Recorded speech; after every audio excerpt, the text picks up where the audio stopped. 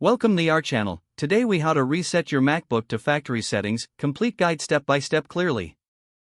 Before starting, back up all important data to avoid losing anything valuable. Make sure your MacBook is plugged into a power source to prevent it from shutting down during the process. Shut down your MacBook completely. Once it's off, turn it back on while holding down Command and R keys simultaneously. Continue holding these keys until you see the Apple logo or a spinning globe. This will boot your MacBook into macOS recovery mode. Once in recovery mode, select Disk Utility from the macOS Utilities window. Click Continue to open Disk Utility.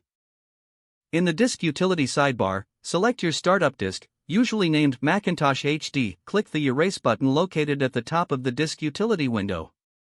Choose a name for the disk, like Macintosh HD. Make sure the format is set to APFS or macOS Extended, journaled, depending on your macOS version. Click Erase to begin the process of wiping your hard drive. Once the process is complete, close Disk Utility to return to the macOS Utilities window. Next, select Reinstall macOS from the list of options. Click Continue to proceed with the installation of the operating system. Follow the on-screen instructions to choose your disk and begin the reinstallation. This may take some time, so be patient as your MacBook installs the latest version of macOS.